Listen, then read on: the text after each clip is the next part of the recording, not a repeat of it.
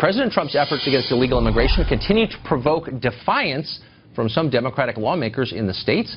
Governor Dannel Malloy of Connecticut has told state police they don't have to comply with hold illegal immigrants for deportation, saying that his state has no obligation to cooperate in the enforcement of federal immigration laws. Governor Malloy joins us. Governor, thanks a lot for coming on. Sure. Great to be with you. So we promoted this segment earlier today, and I got a ton of email from your constituents in Connecticut, some I know, some I don't know, saying the same thing, which is the state is a fiscal wreck. It's massively in debt. The capital city is on the verge of bankruptcy. We're laying off teachers. Why is the governor focusing on this? How does this improve our lives? No, the governor focuses on everything. We've created 85,000 jobs in the last few years. And as I was telling you off the TV, I inherited a mess that my predecessors set up by giving away benefits and not funding the long-term obligations. Right. So, you know, you dig yourself out of these things slowly. Connecticut complies with the law. And there are federal laws that the federal authorities should enforce, and there are state laws that the state authorities should enforce. We want bad guys off the street. We want bad guys sent home. That's not the disagreement. The disagreement is the president can't order us to do federal work.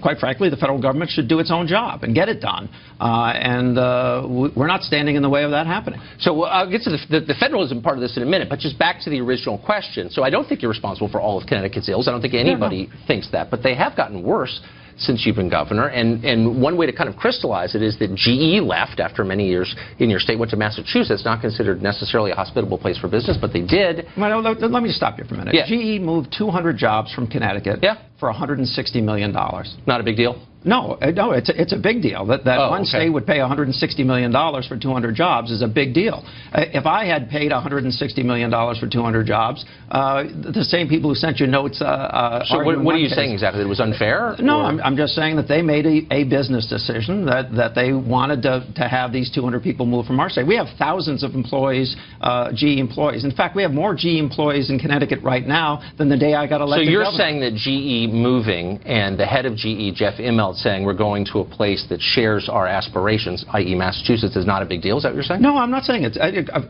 We would certainly prefer that they stay, but how do you compete with a state that's going to pay $160 million to move the equivalent of 200 jobs? So let me go back to what I said, and maybe you didn't hear me.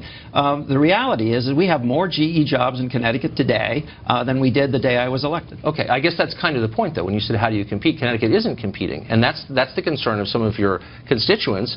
Not all Republicans are right-wingers. It's a pretty Democratic state. People saying, holy smokes, a $1.7 billion budget deficit. I'm not saying it's all your fault, but it's set to rise. Laying off teachers. How does your action today make the lives of tax-paying Connecticut residents better? That's the obvious question. We have not laid off teachers, so I don't know where you're getting that really from the Hartford Courant, which said that the city of Hartford, for example, is about to lay off 200 teachers under the current budget. The city is selling junk bonds. I mean, it's like going under, as you know. I was a mayor for 14 years, right? AAA rated, one of the lowest crime rates in America, investing in schools and housing. We know how to do those things. I'm not the mayor of Hartford. There is a new mayor of Hartford. It's your capital city, though, so I mean, it's... You know, it's not insignificant that it's in trouble. Oh, it's certainly not insignificant. That's why the progress that's being made now with lower crime, now with more housing opportunities, are very important, and we need to continue to make those kinds of improvements. So you're saying... But let me go back to the point. What you're arguing is that we should do something that we're not required to do, that we should expend state resources doing a federal job, and then at the same time you're saying, well, why are you saying you don't want to do that? You shouldn't be having that fight. You should be doing other things. What I'm saying is, in a world of endless possibilities, you could be spending a finite amount of time you have every day working. People in the state are worried because clearly it's in trouble. When you have a $1.7 billion deficit, I think it's fair for them to ask, how will making it easier for people here legally to stay in our state, how does that improve our lives? It's a simple question. So when I was the first Democratic elected governor in 24 years, I was handed a state that had a $6.7 billion deficit. And deficits are based on projection of expenses. I'm growing the state at substantial, actually less than half of my three predecessors per year. But let me just finish one thing. And the money that we're spending in addition is actually to pay the debts that weren't paid by my predecessors. So when they were giving away dollar copays or allowing people to retire as very young people, they were at the same time not putting the money in the account to pay for that on a long-term basis. So what we have needed to do and what we are doing, for instance, I'm the 88th governor of the state of Connecticut. I'm the first governor to fully fund the long-term obligations actuarially, and we've cut those long-term obligations by $21.5 billion. That's great, but then if things are getting better with your deficit, the projections that I just read suggest it's about to get bigger from 1.7 to 1.9. And without getting into the weeds too much, is that not true? No, that's not true. It's not true. Okay.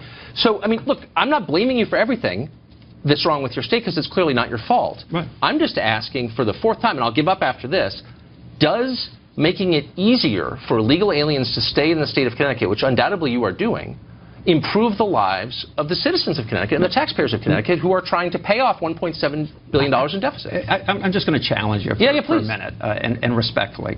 We're not doing anything to make it easier for anyone to stay in our state. The federal government has its obligations. We should not be expending local dollars, state dollars, to do the federal government's job. At the same time... Are you serious? What did this cost you to issue this order today? It's totally free? No, actually, much of what is in that order that went out yesterday, and actually it's an advisory, was actually done 3 years ago by our legislature, a unanimous vote, Republicans and Democrats, passing a law that says that's how we're going to treat this case. See, I guess what I find a little confusing... Wait a minute. Okay. So you're asking me... Are you saying you're doing this to save money? Is that it? No. What I'm saying to you is that Connecticut has decided how to handle this issue in the state of Connecticut by a unanimous vote. Republicans and Democrats in both houses all voted for a law that says that we will cooperate with ICE under certain circumstances, and we will not cooperate with them to do their job when they should be doing their job. It's a little strange, though, that almost at exactly the moment you're making this argument that it's really a federal responsibility, you're invoking federalism. You're saying, the states have it. Something you believe it. I guess. I'm losing track of who believes in what, though, because at almost exactly the same time, you issue a statement, in fact, I think yesterday, or today, attacking the White House for letting states decide about transgender bathrooms. It seems like situational federalism. No. Listen, what I'm saying is that they made a mistake. But they're saying it's a state's issue. They're making exactly the same case that you're making about these immigration laws, but you're saying, no, it's wrong when they make that case? I don't think discrimination or bigotry are state issues. We have laws.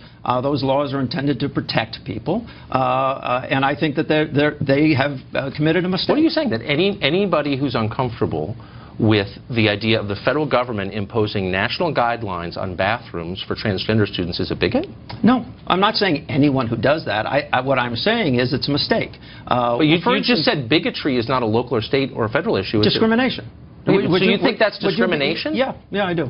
So you think that the White House saying the states should decide is an act of discrimination? No, I think I'm losing track. They have said. Well, what did they say exactly?